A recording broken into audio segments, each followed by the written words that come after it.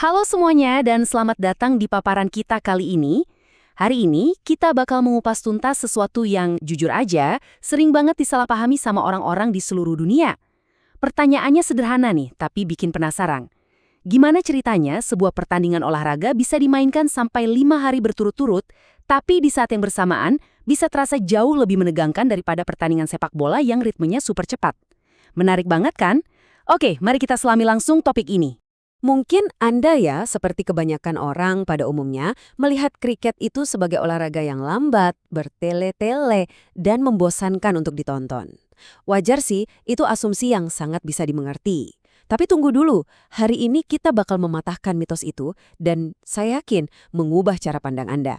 Karena pada kenyataannya di balik temponya yang kelihatannya santai banget di permukaan, kriket itu menyimpan kejutan luar biasa. Olahraga ini tanpa berlebihan adalah salah satu permainan paling strategis dan penuh perhitungan yang pernah ada di muka bumi. Oke, kita masuk ke bagian pertama, mengenal dasar dan asal-usul. Supaya kita benar-benar paham gimana permainan ini bekerja, kita harus mulai dari akarnya dulu ya. Coba kita turunkan temponya sebentar buat melihat fondasinya. Pada dasarnya, kriket ini adalah olahraga tim yang dimainkan di atas lapangan berumput yang ukurannya sangat luas. Permainannya berpusat pada dua peran utama, ada pemukul bola yang kita sebut batter dan pelempar bola alias bowler. Tujuan akhirnya sih lugas banget. Cukup cetak poin lebih banyak dari lawan Anda. Tapi ini dia fakta menariknya. Untuk mencapai tujuan yang kelihatannya simpel ini, Anda nggak cuma bisa ngandelin otot dan kecepatan fisik. Olahraga ini justru sangat-sangat bergantung pada kesabaran dan pembangunan strategi tingkat tinggi. Terus gimana sih olahraga ini bisa menyebar ke seluruh dunia? Nah, awalnya kriket ini cuma sekedar aktivitas bersantai di Inggris, tapi seiring berjalannya waktu, olahraga ini menyebar luas, terutama ke negara-negara persemakmuran. Dari yang tadinya cuma hobi kaum elit Inggris, kriket malah memicu fanatisme yang luar biasa, bahkan bisa dibilang jadi obsesi mutlak di tempat seperti India, lalu melintasi samudra sampai ke Australia, dan mengakar dengan sangat kuat di Pakistan. Bahkan ya, kalau kita cek literatur riset olahraga di basis data akademik Scopus, kriket itu nggak cuma sekedar berkembang secara fisik, tapi berevolusi jadi kombinasi yang sangat luar biasa antara teknik yang presisi, strategi yang dalam banget, dan tradisi yang kaya. Lanjut ke bagian kedua, aturan main, batting melawan bowling. Sekarang, mari kita lihat langsung ke mesin permainannya. Ini tuh ibarat pertarungan satu lawan satu dengan taruhan yang tinggi banget. Ada dua fase utama yang menciptakan tensi yang sempat saya singgung di awal tadi. Di satu sisi ada fase batting. Di sini tugas utama mereka adalah mukul bola sejauh mungkin dan nyetak poin sebanyak-banyaknya. Nah, di sisi seberangnya ada fase bowling. Tugas si pelempar ini adalah mengeliminasi atau mematikan langkah si pemukul tadi. Jadi intinya, ini bukan sekedar asal lempar dan pukul bola ya. Ini adalah ajang tarik ulur yang konstan. Ada ketegangan tak terlihat yang terus-menerus terjadi di tengah lapangan antara pihak yang bertahan dan menyerang. Dan di titik inilah semuanya jadi jauh lebih intens.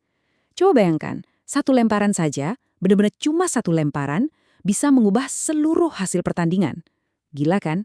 Dalam olahraga yang dimainkan berhari-hari, nasib sebuah tim, batas tipis antara kemenangan gemilang atau kekalahan yang menyakitkan, seringkali cuma digantungkan pada satu lemparan bola yang melesat dalam sepersekian detik. Beban psikologis di momen sekecil itu, wah, sungguh luar biasa beratnya. Sekarang kita masuk ke bagian ketiga, strategi mematikan di balik lapangan. Jadi, apa sih sebenarnya yang dipikirkan sebelum satu lemparan itu terjadi? Mari kita percepat temponya dan bongkar lapisan taktik tersembunyi yang bikin kriket ini sangat agresif secara mental. Ada 3 kunci strategis utama yang membuktikan kalau kriket itu pada dasarnya adalah perang psikologis. Pertama, membaca lawan. Si pelempar nggak mungkin cuma asal lempar bola. Dia harus menganalisis pola pukulan dan mencari titik lemah sekecil apapun dari sang batter. Kedua, variasi lemparan. Oh, kita nggak cuma bicara soal bola yang meluncur lurus dan cepat. Ada teknik lemparan spin yang bikin bola berputar liar pas nyentuh tanah, dan ada swing di mana arah bola bisa berbelok saat masih melayang di udara. Dan yang ketiga, penempatan pemain. Percaya nggak percaya, setiap posisi fielding pemain di lapangan itu dihitung secara matematis cuma buat menjebak si pemukul. Ini benar-benar udah jauh melampaui urusan fisik doang. Makanya, ada satu kutipan yang menurut saya merangkum semua omongan kita hari ini dengan sempurna. Kriket itu seperti catur versi olahraga. Coba deh, renungkan kalimat itu sebentar. Sama persis kayak main catur, setiap langkah, Setiap Anda memposisikan pemain, dan setiap pilihan jenis lemparan, semuanya sudah dikalkulasi beberapa langkah ke depan. Kutipan ini rasanya benar-benar ngerubah total cara kita ngebayangin kriket yang tadinya cuma dicap sebagai olahraga lambat, kan? Kita sampai di bagian keempat. 3 format, 3 strategi beda. Nah, sekarang pertanyaannya, apa yang bakal terjadi kalau permainan catur ini kita ubah total batas waktunya?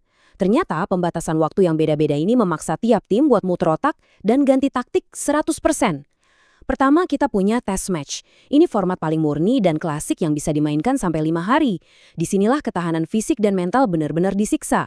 Bayangin aja 5 hari bertanding, lengkap dengan jadwal istirahat minum teh di tengah-tengah ketegangan yang lagi memuncak. Terus, format kedua ada One Day International atau ODI. Ini format pertandingan 1 hari penuh yang jadi standar durasi menengah. Dan yang terakhir ada T20. Ini format yang super singkat, sangat cepat, dan luar biasa agresif. Dan berbagai studi olahraga juga mengkonfirmasi hal ini loh. Perbedaan waktu ini nggak cuma sekedar mengubah durasi tontonan, tapi benar-benar ngerombak total taktik yang dipakai setiap tim di lapangan. Jadi, buat merangkum semua yang udah kita bahas, olahraga kriket itu intinya adalah tentang strategi tingkat tinggi. Ini adalah kombinasi yang sangat harmonis antara kebugaran fisik di lapangan dan ketangguhan mental di dalam kepala. Semuanya dibangun di atas fondasi kesabaran ekstra dan taktik yang tajam.